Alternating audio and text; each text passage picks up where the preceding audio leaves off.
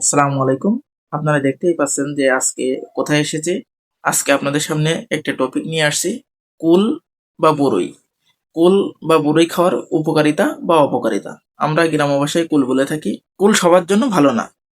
কেউ খেলে ঔষধ হিসেবে কাজ করে, আবার কেউ খেলে মহাবিপদে পড়তে পারে।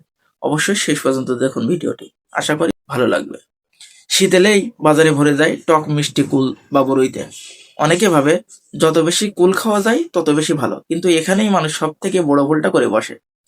কুল খাওয়ার উপকারিতা: কুলে আছে ভিটামিন সি, যা রোগ প্রতিরোধ ক্ষমতা বাড়ায়, হজম শক্তিশালী করে, কোষ্ঠকাঠিন্য কমাতে সাহায্য করে, শরীরে দুর্বলতা ও ক্লান্তি কমায়, মুখের ঘা বা মুখের ভেতরে রক্তপাত হলে বন্ধ করতে সাহায্য করে, রক্ত বা ত্বকের জন্য ভালো।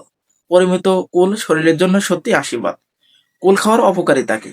অতিরিক্ত কুল খেলে হতে পারে গ্যাস, বুক জ্বালা, পেটে ব্যথা, ডায়রিয়া, দাঁতের ক্ষয়। বিশেষ করে খালি পেটে কুল অনেকের সমস্যা বাড়িয়ে দেয়।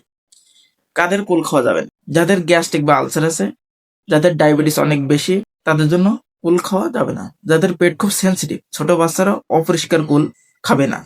শেষ সতর্কবার্তা: কুল খাওয়া ভালো, কুল ভালো করে ধুয়ে খাবেন, লবণ পানিতে ভিজিয়ে নিলে আরো নিরাপদ। কখনোই অতিরিক্ত খাবেন না। মনে রাখবেন, পরিমিত কুল জীবন, বেশি কুল বিপদ ডেকে আনতে পারে আপনার জীবনে। আগামী ভিডিওতে ন্যাচারাল ডক্টর চ্যানেলে আসছে ড্রাগন ফল নিয়ে পুরো সত্য ঘটনা। কার জন্য উপকার বা কার জন্য ক্ষতি, তাই সাথে থাকুন ন্যাচারাল ডক্টরের সাথে। ড্রাগন ফল আসলেই কি সুপারফুড, নাকি লুকোনো কোনো ক্ষতি আছে? সব জানতে সাবস্ক্রাইব করুন ন্যাচারাল ডক্টর চ্যানেলটি। আগামী ভিডিওতে দেখা হবে ইনশাআল্লাহ।